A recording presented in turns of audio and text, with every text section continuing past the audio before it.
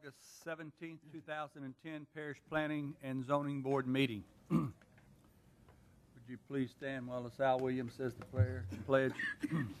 Our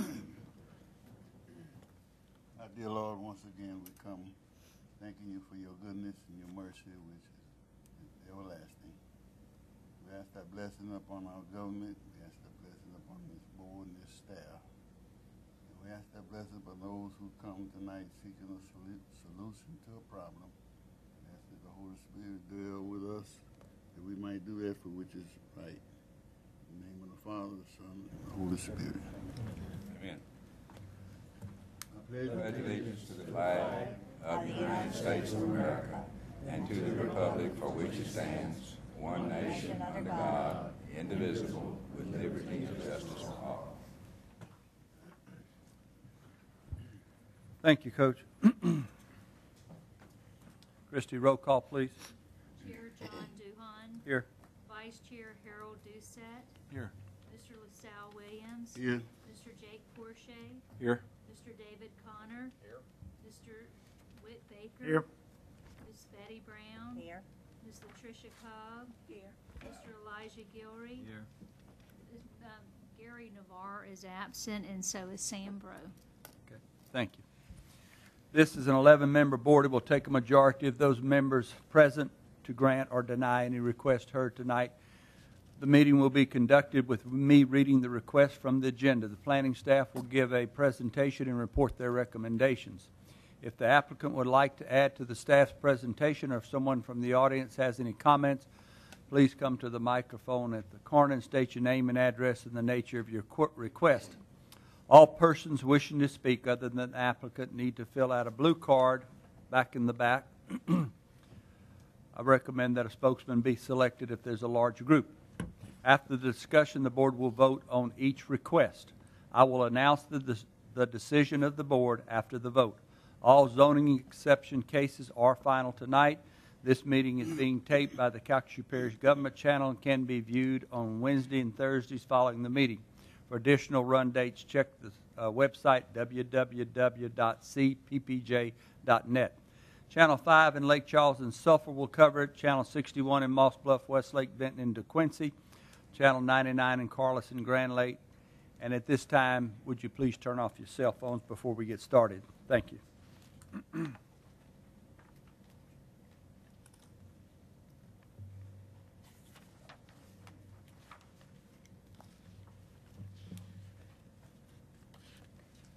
First, to take appropriate action on the approving of the minutes of June 15th, 2010 and July 20th, 2010. Motion for approval. I got a motion from Mr. Doucette. Second. A second from Mrs. Cobb. All in favor state aye. Aye. Opposed? Passes unanimously. Next is to take appropriate action on case EX 03-027-10, a request by Michael Bonvillian for a zoning exception to allow commercial development, a concession trailer and ice machine at 4639 Goss Ferry Road in Ward 3. Ms. Wallace? This property is located on Goss Ferry Road and encompasses a half an acre of A1 agricultural zone property. The petitioner currently owns a concession trailer and he operates it at other locations, but he would like permission to operate it at this site. And he would move the trailer on and off, and at the trailer he would offer airbrushing services. He would sell ice and cold drinks along with worms and other live bait. Because we don't feel this use is compatible with the other uses in the area, we recommend that the request be denied. But should the board choose to grant the request, we do recommend certain stipulations, and those would be that the development adhere to the site plan on file, that all electrical and plumbing must be elevated to the base flood elevation, and that the hours of operation be limited to 1 hour before sunrise and 1 hour after sunset. Thank you, Ms. Wallace. Is someone here representing Mr. Bonvillian, or is he here? Yes. Would you please step to the mic and state your name and address, sir? Yes, sir. Michael Shane Bonvillian. Currently live down at 4639 Goss Ferry Road. Okay, I think Ms. Wallace did a pretty good job of describing it, but you have anything to add to that? Yes, sir. Comments? What I'm here for at this time, at the board to hear what we have to say. How this come up was our whole neighborhood and our subdivision, we're a pretty tight group, and we've been cleaning up the area really nice. We take it on our own to clean up. We're getting all the junk out of there. We've all been working here together, and we got a petition signed. And I've been airbrushing around the area for the last 20 years. Supplements my pay. I've been doing this for a long time. I pay sales tax. I pay all my stuff. Well, I've had people come to me, and I've been airbrushing out there off and on for 3.5 years through my trailer, and, you know. Well, I had my neighbors come to me and say, Shane, why don't we sell ice? Put ice machines, sell ice, some bait. We won't have to go to town to get ice every weekend right there. You know, we got quite a bit of traffic people out there. Mm-hmm. And so I did this. I started to deal with it. I was going to get an ice machine. And nothing had ever been opposed or anything till the word got around that I was going to sell ice. And as far as I know now, there's only one person that opposed it that I know of, one or two.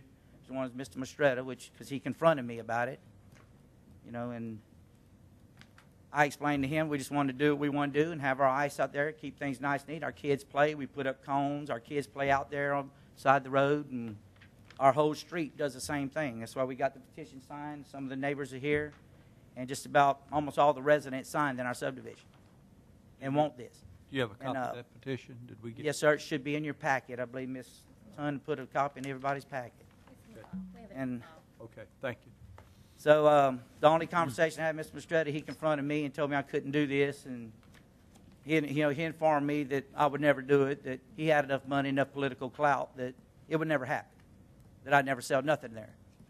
Which at the same time, right there in our subdivision, he's currently has a commercial venture going himself. He leases out his kitchen to parties. He rents camper spots. Not a problem with nobody, you know. A lot of traffic in and out. It doesn't bother us. He keeps it as long as they keep it to themselves and doesn't get trashed up. And I don't see why he would oppose this. Only thing I can see why is because his project, he's got 2 miles down the river that hasn't opened yet. It's a bait stand. Now that I'm going to sell ice and worms, that's conflicting with his business. So it's not wanted at this time. And we've all agreed. Other people down at the other end of the road, I'm sure they have someone here from the other end, but most of them down there have signed a little simple petition that they all for it. And we have no other intentions except making it nice out there. And if y'all know the area, it has come a long way. And we're planning on making it a lot better. And I'm just here to ask the board to look at all the views of it and to consider letting us do this. Thank you. Any questions or comments? Okay. Thank you, sir. I've got I think 2 people want to speak on this. I have Jill Sfazio.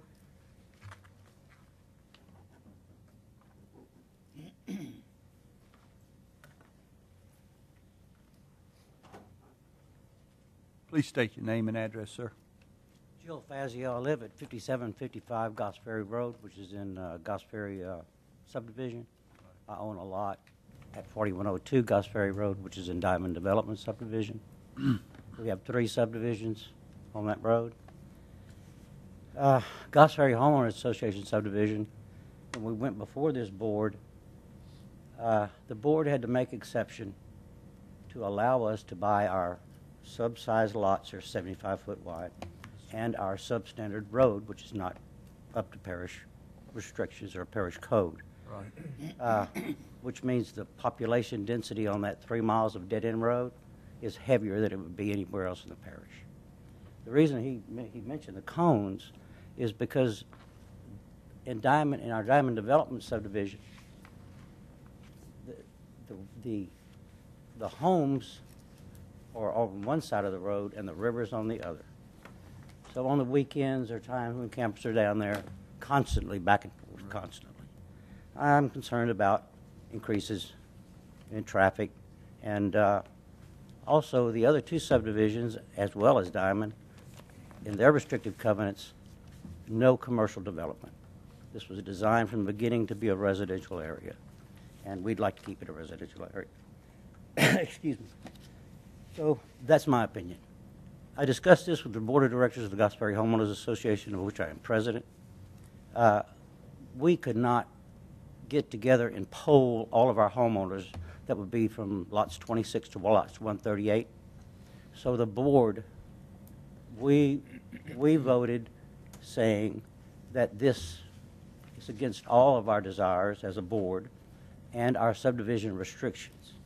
I can certainly not speak for every person on the other side of the road, I think is the way it was said.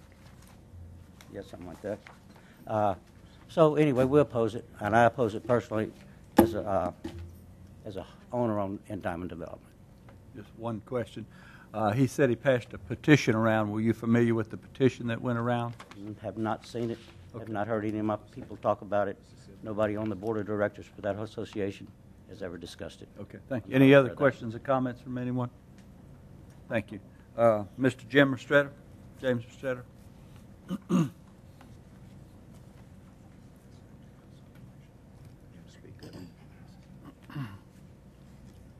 My name is James Mistretta. I developed the subdivision under my corporate name, Diamond Development Tract 4. I set up the subdivision. It was 26 lots, and the first restriction was that it be single-family residential dwellings, no commercial allowed. He did pass a petition to make an exception for his lot. I think 16 of them out of 26 signed, but one of them called and tried to get his name taken off, but it was too late. But I'm totally against it, mainly because if you allow one to do this, then you're opening the door for everybody else to do it. You're just opening a can of worms. And it'd be like me going into your subdivision and buying a lot and saying, hey, I want to start a business next to you. The whole area is set up residential. I've got 26 lots, and there was 130 lots past me, all on a single road. It's just not set up to, and it's not conducive to be commercial. I mean, if I'd have thought it would be that way, I'd have come to y'all and tried to rezone the whole thing, and we could have had commercial lots out there. And I'd like to ask all of y'all to deny it, please. Okay. Any questions? Any questions of Mr. Mr. Restretta? Chairman, Yes, sir. could I ask Mr. Mistretta? Sure. Jim, somebody said that there are 3 different subdivisions along the... Yeah, I didn't realize that, but mine, and then the part that was on the dedicated road of Goss Ferry Road is I think there's about 20 something lots, and then from where it wasn't dedicated, there's probably 100 lots past that. The reason I'm asking the question is that I understand that there is before the panel some subdivision restrictions, and I don't know the number of this lot, and I don't know whether this lot is encompassed by that subdivision that has the restrictions, because we generally do not grant any request that's against a subdivision restriction. That's a civil Right, he matter. did pass a petition, and it's my fault. In my restrictions, I had that the majority of the homeowners can vote to change a restriction. Okay. Well, they voted to change his restriction, which they don't understand what all that's going to bring about. If you let one change one restriction and another one change another restriction, it's you know, I should have had that to where it would have to be all the people in the subdivision vote to change the restriction on commercial, and it's my fault there. But I'm hoping y'all be my backstop. Thank you. I just... Mr. Baker? You live in the same subdivision? No, sir. I've got about 100 acres in back of the subdivision. I developed the subdivision, which was a row of lots along one side of Goss Ferry Road. My property, I've got an entrance, which I kept 136 feet as an entrance, which is not part of the subdivision. And then I've got about 100 acres in back of the subdivision. That's where you have the RVs?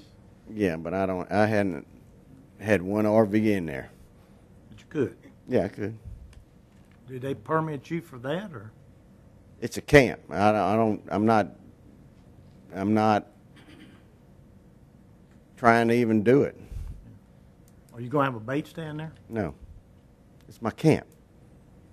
My bait stand is going to be on the river. It's a 40-acre development on Old Town Road. It's a state highway. It's already been rezoned and everything. It's an RV park and a restaurant and it's 40 acres development. Any other questions or comments? Yes, Mr. Connor. Mr. Mistretta, are you the president of the Homeowners Association? There is none on Diamond Development Track 4, which is my subdivision. Mr. Fazio is on the Bell Estate subdivision. Okay, so My the Diamond subdivision- Development does not have a Homeowners Association? No, sir. But you have restrictive covenants for the neighborhood? Yes, I do. Okay, then I guess that answers my question. My question was going to be, was a meeting of the Homeowners Association held where a vote was taken to allow a variance from the restrictive Bonvillian covenants? Or got- was this a petition in a non-public meeting of the Homeowners Association? Right. Okay. Right. Correct. Any other questions or comments? These are all the property owners in this subdivision? Some of them aren't. I think it gives their address. I don't know if their address is on there or not, I guess if they sign beside the address, that's their property, right? I guess. It looks like the majority of them signed it. I think you said 16 out of 26 in that subdivision signed it. Right. Yeah, so There's that's, 10 people that didn't, and they are against it. So it's the people that don't want it that you got to consider too. I mean, they bought property thinking it would be a residential subdivision. Mr. Doucette. Mr. Smith. Mr. Allen, in your opinion, with this petition and these people signing this petition on the basis of changing their personal covenant within their subdivision, which they are legally allowed to do by the way that their covenant is written, would that change what they can allow and what they can't allow? I mean, would this even, if they change their covenant restrictions based on that petition, would that allow them to even come before us if by their covenant they change that? I understand it's up there, and I haven't read it. But Jim has just said that it provides that if 51% vote to change any one of the restrictive covenants, then that carries. And there's 16 out of 26, so that's certainly more than 51%. My presumption is, and I'd have to read it, I gave it to y'all, but I hadn't had a chance to look at it. My presumption is, if that's valid, yeah, let me take a look at it if you don't mind, Whit. I think what would happen is it would mean that there's no more restrictive covenant against commercial development, at least of this kind. Let's see what it says. Yes, Ms. Wallace. While he's taking a look at that, if I could just explain how our internal procedures are. When we find out that a development is within a subdivision that has restrictive covenants, we do get a copy of those. And if it prohibits the development, then we ask the applicants to amend their restrictions before we even accept the application. So if this gentleman wouldn't have gotten this document, we wouldn't have accepted his application. But from a staff perspective, just in case for your own information, this information does not change our recommendation with or without that. Okay. Yes, But Mr. my Con- answer to your question after reading this is that they apparently, by a vote of 16 to 26, have removed the single-family residential purposes only for Lot 21 only, and then they have a no signs of any kind displayed except one sign no more than 5 feet square, advertising property for sale or rent. And they have here, they've changed it to no sign of any kind shall be displayed on any lot except one sign of no more than 5 feet square, advertising property for sale or rent, except for Lot 21, which may have 2 commercial signs no greater than 32 square feet and 2 commercial signs no greater than 16 square feet, pending parish rules and regulations on signage. So they have, I think this is a valid amendment to their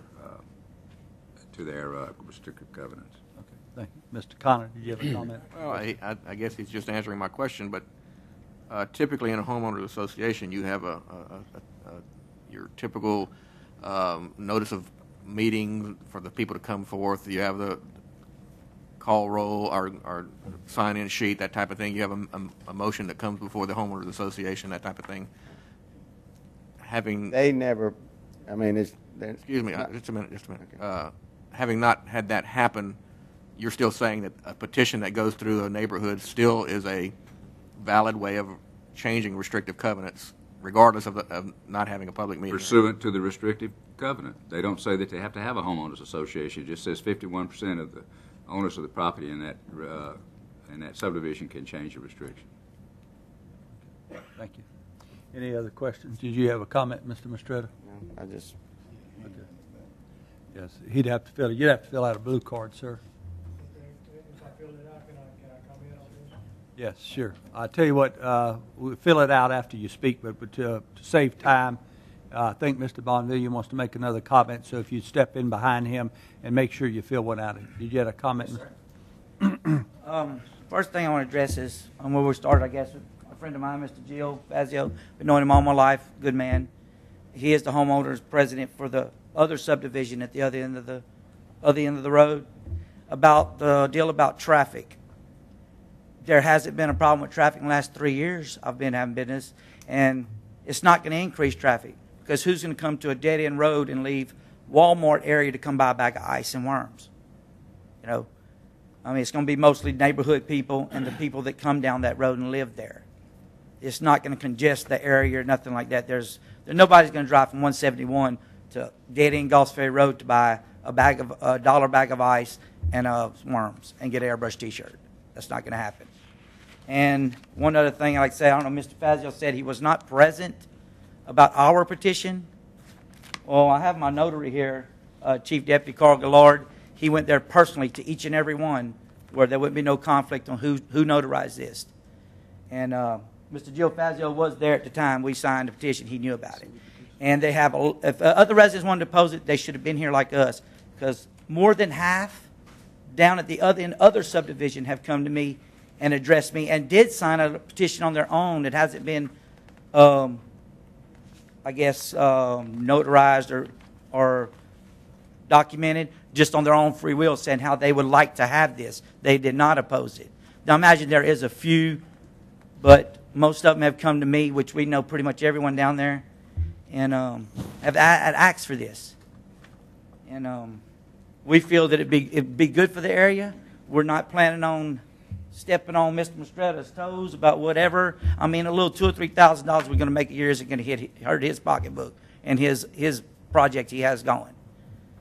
And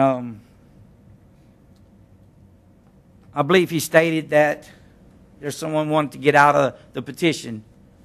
They should have came here tonight too. If he had other people to oppose it, he should have brought them with him and done it right, because we did. We've talked to everybody, and people's talked to us, and we wanted to do it the right way. And we didn't go around saying we were going to do this and that. We had the money to stop this, and I'll do this and that. We wanted to do it the right way, legal way, and all I want to do is supplement a little bit of my income with this and make it nice. And there's not going to be a lot more traffic coming down that road. Absolutely not. Thank you. Yes, sir. Step to the mic and state your name and address, please, sir. My name is C.J. Marcel, and I live in the Diamond Development area. And I bought my property from him back 11 years ago, back in '99. And when I decided to put my house up, I put my house up according to the specs that I was supposed to build there. I had a son-in-law come in from Florida, and he asked if I could sell him half of my property so he could put up another house on that same lot to be, family type thing. Well, I spoke to Jim about it. He turned me down because of his restrictions that he's got. Now, he's part owner of the island across the river. He's one of 52 that own that island. And we've got people that live on houseboats there that are dumping raw sewage. And we can't swim in the river at times for that reason, because you got raw sewage floating in the river. He sold a lot to a good friend of mine, which is next door to me, He's never put in a water meter. He's got a camping trailer parked under a shed there that he built on the ground, which that's not supposed to be to begin with. He's already put another building on the ground that's supposed to be up in the air, and he's got his sewer pipe sticking in a hole on the ground and just dumping raw sewage right next door to me. So I don't see where, in Donnie's case, that he can't put anything that's going to look good there, and Jim not want him to do that with everything else that he's letting him get by with. So I'm very upset because my neighbor disgraces my place very much. You know, we're supposed to, we've all got nice homes there, the ones that are putting homes up, and he's parked, right between me and Hubert Ezel, with what he's got sitting on the property, disgracing our places. If ever I want to sell, I feel like I'm going to have to take less than what my place is really worth. And that's my comments on the part. I feel like if he can let all these people get away with this, he can lean a little bit over to Donnie and let him do what he wants to do. Because I've come to the courthouse about the island across and about the raw sewage that is floating in the place, and he's one of the 52 owners on that island. All he has to do is go tell them to move out, because they degrade all our homes there in that area, old trashy houseboats. So that's my comment about the thing. And let me comment about that. One of the things you're saying is a health board issue, and if those things are reported to, it's not a Mr. Mistretta issue. He can't do anything about the sewer there. He'd have to report it, and then the health department would take care of that. Yeah. And I know they, and of course on the houseboats, it is against the rules to do that. I guess it's just hard to police sometimes, if the people don't live there permanently. My neighbor next door is the one that I feel like Jim should have told him, hey, you have to do something here. You just can't keep on staying here with you, right. And like I said, it degrades my place. It degrades everybody's along there. So we'll let him comment on that. Okay, thanks. Mr. Mistretta.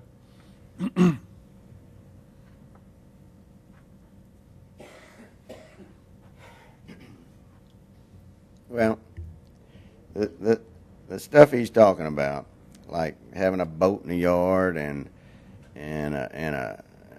vehicles that aren't supposed to be there. That's, if you've ever developed stuff, you've got 100 different people telling you this guy shouldn't do this guy shouldn't do that, and each one of them has the right to sue for damages because of the restrictions. It's not the developer's responsibility. Anybody in the subdivision is given the right that if his neighbor's breaking a restriction, then he can seek remedy for that. It's one thing to have a boat in the yard or a camper trailer there that shouldn't be there. It's another thing to have a business next to you. When you buy into a subdivision and you think it's a residential subdivision, and all of a sudden your neighbor wants to put a business next to you, which will go with the property no matter if Mr. Bonvillian sells it or the neighbors move out of the neighborhood, that's going to stick with that piece of real estate. It's not like you can say, well, no, he moved away. Now that property isn't commercial anymore. And that's why I got upset when he told me he was going to start a business there. I mean, like I said, it's one thing to have an old boat sitting there or a sign or a truck that isn't supposed to be there, but then it's another thing to start a business in a residential subdivision. It's like me going to Graywood and buying a lot and saying, hey, I'm going to open a convenience store here or something, The neighbors some neighbors might say, well, that'd be great. But some might say, wait a minute, I bought into this subdivision thinking it was residential. And it's not, I know they think it's because I'm worried about losing a sale on a bag of ice. That isn't it. I set this subdivision up, and if I didn't want it deed restricted for residential, I would have said, well, you know, y'all decide, maybe there'd be some businesses in there.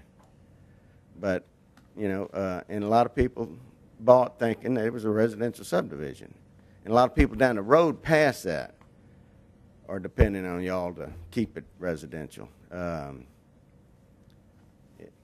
Go ahead. Let me ask you, what happened to the old Feathers Landing down there?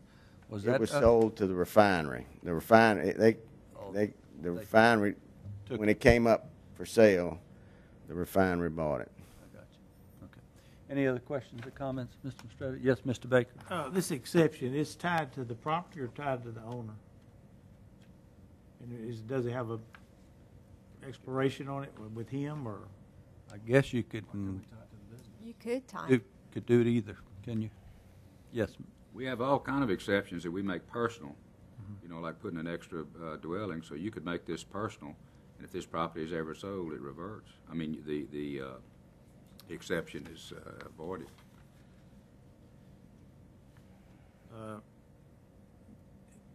Would it be best to tie it to the gentleman here? Is that? Are there any exceptions on this current item staff recommendation? We don't have any, do we? We didn't tie it in our Okay. stipulations to him, but that would be a good suggestion. Well, if it's tied to the property, then it's almost like a zoning. It is. So if he sold it, then the next Well, person on the could exception, do it. we need to have a period of time, right? And that, Well, you could do a period of time, or you could just do it for this particular individual, Yeah. where the exception would cease if he would sell the property. Did you want to make a motion? yes, I'd like to make a motion to tie this exception to Mr. Michael Bevion, Bonvillian? Okay. In other words, that if he should move or not on this property, he then can't- when he can't the sell the exception business, would yeah. cease. Yeah, Okay. it's tied to him. I got a motion on the table. To have a second? Second. I got a second from Mr. Gilrery. All in favor, state aye. Aye. Opposed? Passes unanimously, the stipulation. Okay, I need a motion for the, if they're I'd going. like to ask Mr. Bovine a question. Yes. Yeah, step up and state your name and address one more time, please, sir. Michael Shane Bonvillian, 4639 Goss Ferry Road. Yes, I Mr. just wanna- Doucette. I'm I guess- sorry, let's let Mr. Doucette ask a Do question. you understand what we just did, Mr. Shane? Yes, sir. That way, if it's ever sold or anything, I'm planning on living there for the rest of my life. And, It's strictly tied to you. It's not tied to your property. that's not a problem. And in my opinion, you know, I think it would behoove you to tie it to your business personally. You know, don't take advantage of that situation, but I think, you know, Mr. Mistretta brought up a good point, that if those people in that neighborhood want boats in their yards or cars in their yards, then, you know, he said he wasn't one to govern that. The majority of the people that are in your subdivision said that they don't have a problem with you having this business there, so according to what Mr. Mistretta said, that kind of holds true, Yes, sir. and that's my opinion. That's how I feel. Yes, sir, you want to say? What I wanted to say was when he commented about how he set it up not to do this. But he's doing a business the same thing on a greater scale than what I'm even asking right there with us. Right there in our He had his subdivision. property zoned that way. It's And agricultural. yours- It's zoned the same as mine. His road is two He driveways. doesn't have He a doesn't deed have a license restriction. for it. He doesn't have anything. He doesn't have a deed restriction either. You do. I mean, so he can legally do a business there without a license and. Let me comment on that. I've known Mr. Mistretta. I know the property you're talking about. Yes, sir. I know he has let friends use it for activities. Yes, sir. But I have never known him to lease it out or rent it out. Yes, sir. I understand. I have personal friends that have rented it for $450 on a Saturday. Okay. But that's besides the point. I wish him the best and all, but I feel that there's no reason for this not to pass, because it's to better our area and what we feel our community. Okay. And I hope that y'all really consider it. And Okay, if there are no other questions, I'll need a motion. Make a motion I got a motion from Mr. Doucette with stipulations. for the amendment to pass with stipulations. Okay.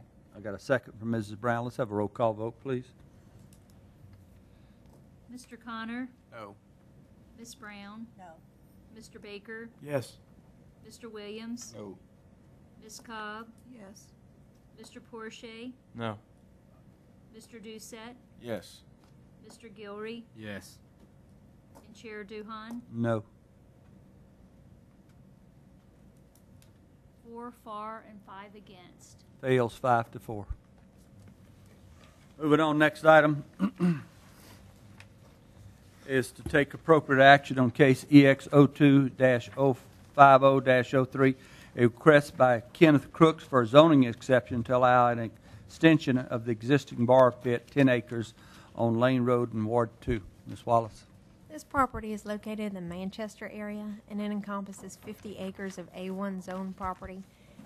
5 years ago, the Planning and Zoning Board granted an exception to allow a dirt pit to be excavated at this site, and the petitioners have excavated about 1/3 of the dirt, and they would like another 5-year extension, or the first 5-year extension, to be able to complete this pit, and they do plan to use the pit as a personal use pond once it's complete. The staff recommends that the request be granted with the normal stipulations plus one. I'd like to read all of them for the record. That the extraction and hauling be performed from daylight to dusk only. That the extraction is performed in accordance with the site plan on file with the division. That the contractor take necessary steps to maintain dust control and prevent spillage on public roads. That the contractor shall not haul during inclement weather. That the developer will obtain a local development permit. That the exception be subject to any requirements of the police jury on weight limits on affected parish roads. That the pond not be backfilled. That Manchester Road not be used to access the borrow pit. That the development adhere to stormwater plan that includes best management practices. That the stormwater plan be submitted and that the proposed measures be in place prior to permit issuance. That a notice of intent for application for a Louisiana Pollution Discharge Elimination System permit through the Department of Environmental Quality be submitted prior to development permit issuance, and that the exception be for 5 years or when the excavation is complete. Okay, thank you, Ms. Wallace. Any questions or comments? Seeing no opposition, I'll take a motion. Motion for approval. Got a motion from Mrs. Cobb, a second from Mr. Doucette. All in favor state aye. Aye. Opposed? Passes unanimously. Next is to take appropriate action on case EX 06-04, -040-04, a request by Wallace Nichols for a zoning exception to allow extension of existing bar pit, 4.9 acres on Dunn Ferry Road in Ward 6. This property is west of Moss Bluff and encompasses 81 acres of A1 zone property. And the petitioner did come to the Planning and Zoning Board in 2004 and got an exception to dig this pit as part of a subdivision. And he was approved to excavate for 5 years, and it's a similar situation. He has excavated about a half of this pit and would like an additional 5 years to be able to complete that. The staff recommends that the request be granted with the same normal 11 stipulations, but the additional stipulation is that East Holbrook Road within the subdivision not be used to access the borrow pit. Okay, thank you. Any questions or comments? Seeing no opposition, I'll take a motion. Got a motion from Mrs. Cobb, a second from Mrs. Brown. All in favor state aye. Aye. Opposed? Passes unanimously. Next on the agenda is to advise that the police jury took the following action on July 22nd, 2010 in reference to the recommendations of the Planning and Zoning Board. The Mancuso case on Houston River was granted and upheld by the police jury, and Atherton had withdrawn.